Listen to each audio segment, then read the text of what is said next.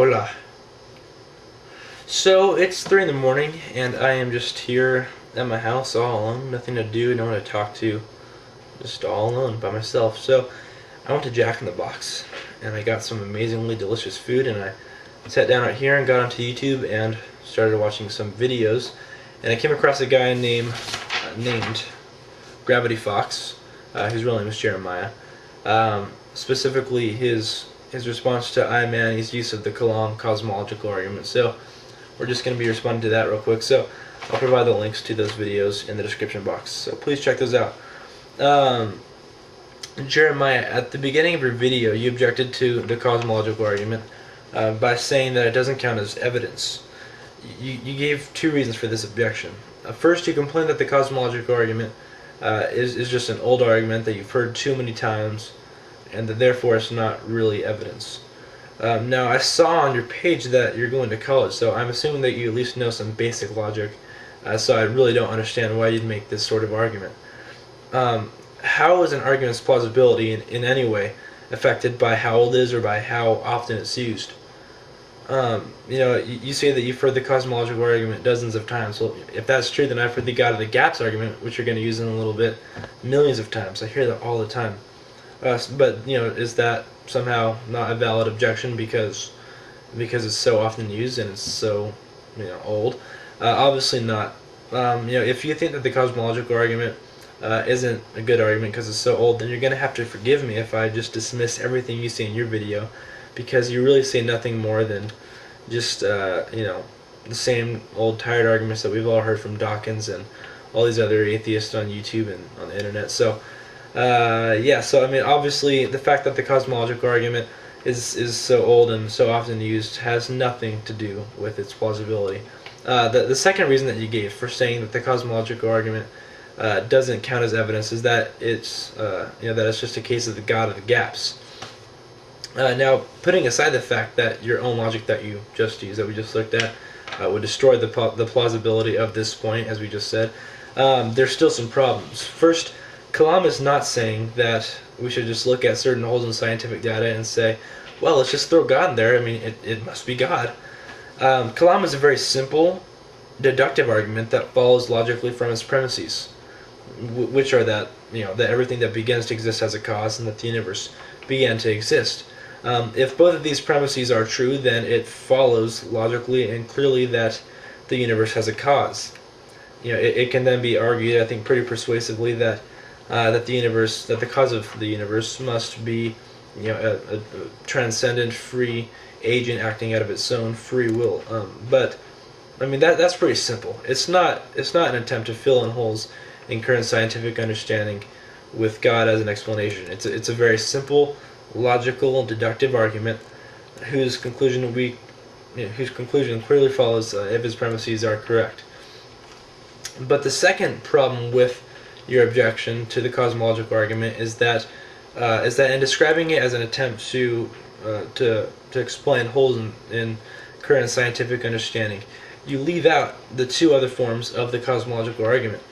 The only form of the cosmological argument that has anything to do with science is Kalam. The other two forms of the cosmological argument are the Leibnizian and the Thomas cosmological arguments, and they have absolutely nothing to do with science, but they use only pure reason and logic. I mean, Leibniz was a famous rationalist, right? So these two forms of the argument do not in any way appeal to science, and therefore you've left these two very important forms of the argument unaddressed. Alright, so we're going to look at a clip of Jeremiah right now in which it basically summarizes the rest of how he objects to the Kalam cosmological argument. So let's look at that clip right now.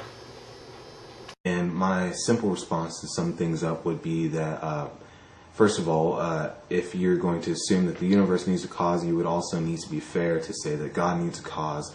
If you're going to say that God needs a cause, then that would go back an infinite amount of times of creators, which wouldn't be possible and would contradict your own logic in this argument.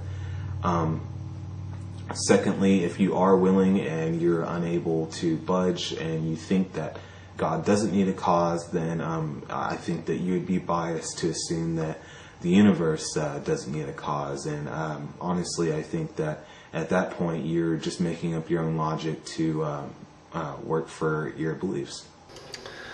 Alright, so Jeremiah, there's some problems with your objection to Kalam. First, you misunderstand the first premise of the argument. If you remember, it says that whatever begins to exist has a cause. It does not say that whatever exists must have a cause. God, at least according to Christians like myself, exists outside of time and therefore has no beginning or end, never began to exist. Therefore, the first premise does not apply to him, since it only says that whatever begins to exist must have a cause. So, at least if we're sticking with this premise, there's no reason to believe that God would have a cause, where, as in with the universe, the argument demonstrates that the universe began to exist, and therefore the universe would have to have a cause, but that would not apply to God because God never began to exist.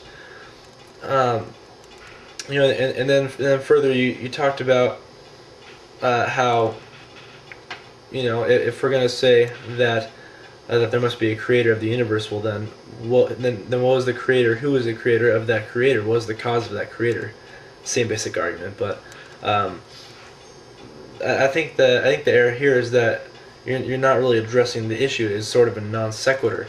We don't need to have an explanation of the explanation. The point is, I mean, Kalam is a very simple deductive argument. It makes two basic premises, and then the conclusion follows logically. If everything that begins to exist has a cause, and the universe began to exist, it clearly and logically follows that the universe has a cause of its existence. Whether that cause has a cause of its existence, that's a whole other story. That's not what we're discussing. But we don't have to have an explanation of the explanation to know that there's an explanation. So again, if you wanna address Kalam, if you wanna adequately address Kalam, you either need to demonstrate that the first premise is false, that it's not true that whatever begins to exist has a cause.